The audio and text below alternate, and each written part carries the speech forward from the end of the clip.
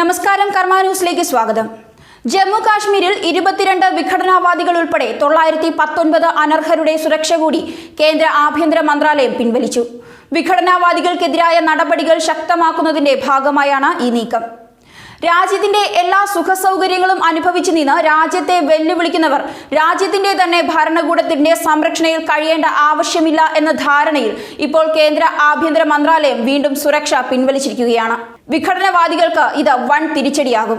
ഇവർക്ക് സുരക്ഷ നൽകിയിരുന്ന 2768 പോലീസ് ഉദ്യോഗസ്ഥരെയും 389 സർക്കാർ വാഹനങ്ങളെയും കേന്ദ്ര ആഭ്യന്തര മന്ത്രാലയം തിരികെ വിളിച്ചു. അനർഹർക്ക് സുരക്ഷ നൽകുന്നതിലൂടെ ജനങ്ങൾക്ക് സേവനം ചെയ്യേണ്ട സംസ്ഥാന പോലീസിന്റെ എണ്ണത്തിൽ വലിയ കുറവ് വരുന്നുണ്ട്. രാജ്യവിരുദ്ധ നീക്കങ്ങൾ നടത്തുന്നവർക്കെതിരെയുള്ള ശക്തമായ സന്ദേശമാണിതെന്നും മന്ത്രാലയം വ്യക്തമാക്കി. ജമ്മു കാശ്മീരിലെ പുൽവാമയിൽ സുരക്ഷാ ഉദ്യോഗസ്ഥർക്ക് നേരെ ആക്രമണമുണ്ടായതിന് പിന്നാലെ 18 വിഘടനവാദികൾ ഉൾപ്പെടെ 155 രാഷ്ട്ര നേതാക്കളുടെ സുരക്ഷ ആഭ്യന്തര മന്ത്രാലയം നേരത്തെ പിൻവലിച്ചിരുന്നു.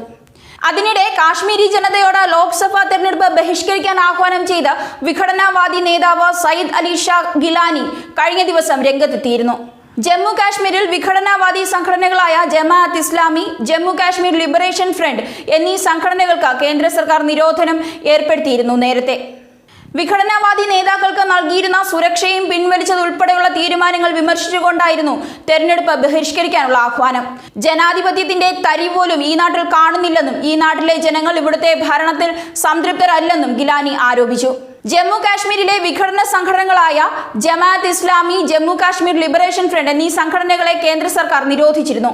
രാജ്യവിരുദ്ധ വിധ്വംസക പ്രവർത്തനങ്ങളുടെ പേരിലാണ് നിരോധനമെന്ന് അധികൃതർ അറിയിച്ചത്. പ്രധാനമന്ത്രി നരേന്ദ്രമോദിയുടെ അധ്യക്ഷതയിൽ ചേർന്ന സുരക്ഷാകാര്യ ഉന്നതതല യോഗത്തിന് ശേഷമാണ് ആഭ്യന്തര മന്ത്രാലയം പ്രവർത്തന നിരോധന നിയമം പ്രകാരം ഉത്തരവ് പുറപ്പെടുവിച്ചത്. 5 വർഷത്തേക്കാണ് നിരോധനം പറഞ്ഞിരിക്കുന്നത്. വിഘടനവാദ സംഘടനകളായ കാശ്മീർ ജമാഅത്ത് ഇസ്ലാമി രാജ്യത്ത് വിധ്വംസക പ്രവർത്തനങ്ങളിൽ ഏർപ്പെടുന്നുവെന്നും തീവ്രവാദ സംഘടനകളുമായി ബന്ധം പുലർത്തുന്നുവെന്നും ഇത് സംബന്ധിച്ച് ഇറക്കിയ ഉത്തരവിൽ പറയുന്നു. പുൽവാമ ആക്രമണത്തിന്റെ പശ്ചാത്തലത്തിൽ വിവിധ വിഘടനവാദ സംഘടനകൾക്കെതിരെ സുരക്ഷാ സേന നടപടി ആരംഭിച്ചിരുന്നു. തുടർന്ന് ജമ്മു കാശ്മീർ ജമാഅത്ത് ഇസ്ലാമിയുടെ നിരവധി നേതാക്കളും പ്രവർത്തകരും അറസ്റ്റിലായിരുന്നു. ഇതിനുള്ള പ്രതിഷേധം ശക്തമാക്കിയതിന്റെ ഭാഗമായാണ് തെരഞ്ഞെടുപ്പ് ബഹിഷ്കരിക്കാനും വിഘടനവാദികൾ തീരുമാനിച്ചിരുന്നത്. ന്യൂസ് ഡെസ്ക്, കർമ്മ ന്യൂസ്.